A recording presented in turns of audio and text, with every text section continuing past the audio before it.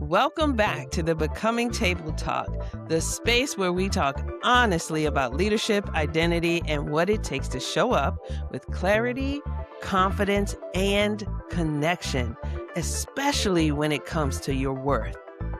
Hello, everyone. I'm Sean, recreation therapist and empowerment coach. I support women in building the internal strength it takes to ask for more without feeling ashamed or afraid. Hey y'all, I'm Crystal, occupational therapist and creative strategist. I help women move from doing the work to being compensated like the leaders they already are. And I'm Dr. Larissa, therapist, leadership coach, and co-founder of Sisters in Healing. And we created this table for BIPOC women who are done shrinking, done apologizing, and ready to be paid appropriately for the work that they carry. So let's get into today's conversation. Today, we are naming something that is so real. BIPOC women are paid less, promoted slower, and taught to accept less. And guess what? Do it with a smile. Many of us were raised inside a belief system that says, just be grateful. Don't ask for too much now. Be humble. Don't make anybody uncomfortable. So what happens? We take what's offered, and then we minimize our contributions. And then we tell ourselves, well, it'll all work out later. But later doesn't automatically come. So today we are going to talk about understanding your actual market value, preparing to negotiate with confidence and clarity. This one always scares us, right? You mean I can negotiate? Yes, you can negotiate. It happens all the time. Negotiating beyond just salary. That part too, we always think it's about salary. Sometimes it's not. Sometimes we can negotiate for other things and breaking the emotional patterns that keep us under earning. Because if you're carrying twice the load, you should not be paid for half. So let's talk about worth. Let's do it. Let's get into it. So you can't negotiate what you have not defined. So the first step is knowing what your role is and what it is actually worth. Not what you've been told it's worth, but what it's actually worth. So Crystal, what do you see? So I see like most women, we don't know what people in similar roles are really earning. So the first piece we need to do is research. All right, you need to look at the salary databases, the industry reports, the job listings for the pay ranges for that particular role, and then the professional organizations. And then what you want to compare that to is your experience, your education, your additional responsibilities plus the additional responsibilities, and then your outcomes. And that's how you start determining whether you're underpaid or not. Absolutely, Crystal. And then emotionally, this is when people get uncomfortable. Because when you realize you're underpaid, anger can show up. Ooh, resentment can show up. Preach now. Grief can show up. Yeah. And that's not wrong. That's just awareness. And it's important not to confuse loyalty with self-neglect. Staying quiet, it does not make you valuable, ladies. It makes you invisible. You can be grateful and still ask for what you deserve. Those two things are not opposites. Yeah.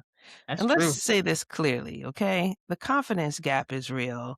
The pay gap is real, but the pay gap is bigger. And, many women are not just underpaid because they lack talent, but they're underpaid because systems undervalue them. That touched deeply, right? Negotiation isn't chaos. It's actually preparation.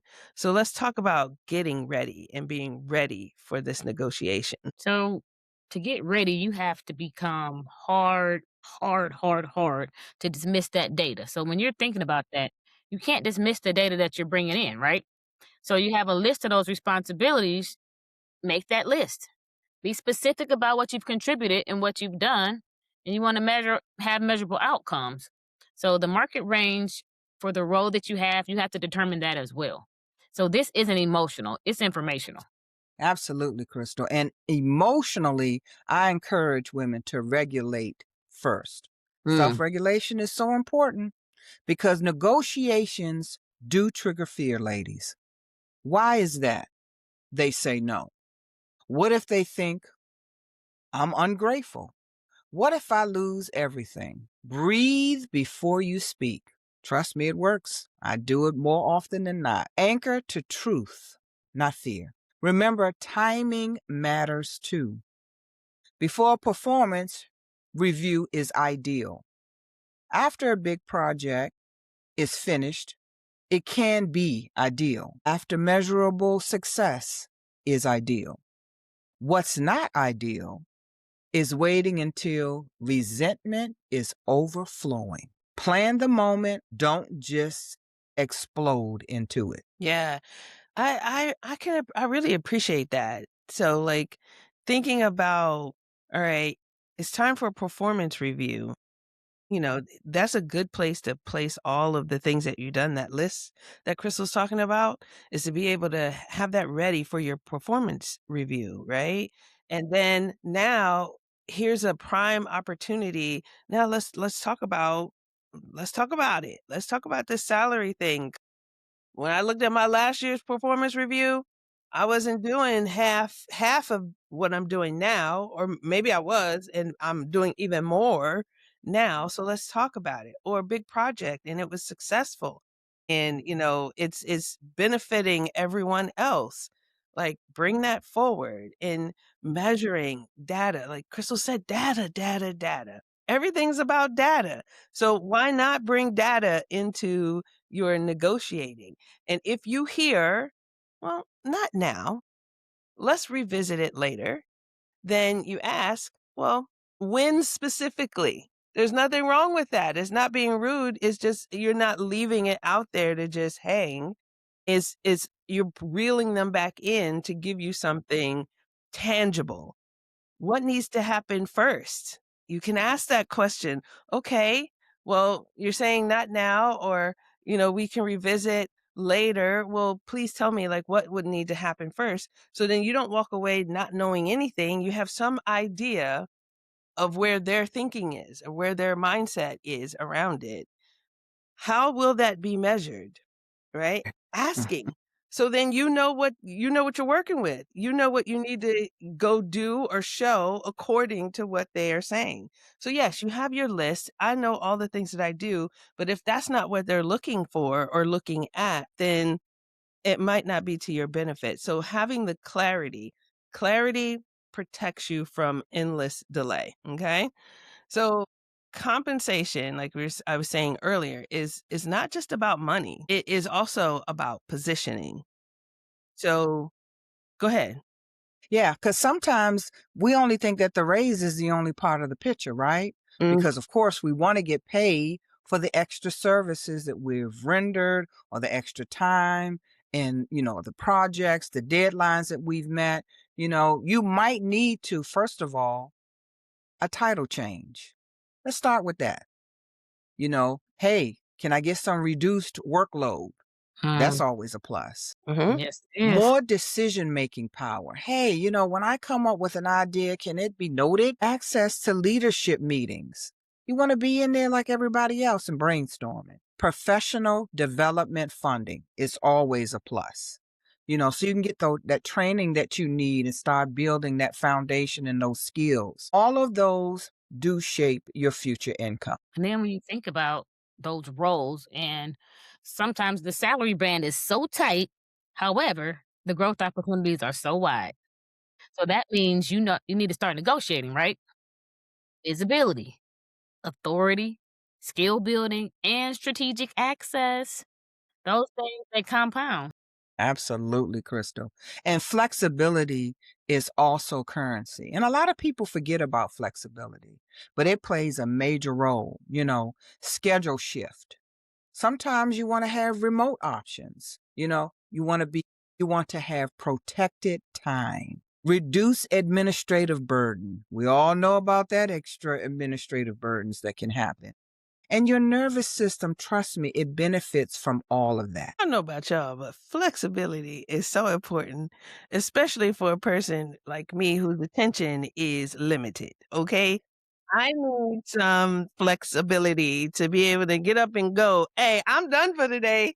Yes, I'll be back tomorrow absolutely. bright and early. We try this Right. again. Right. I Brain need that ready. kind of flexibility, right? Yeah. Yes. Yeah.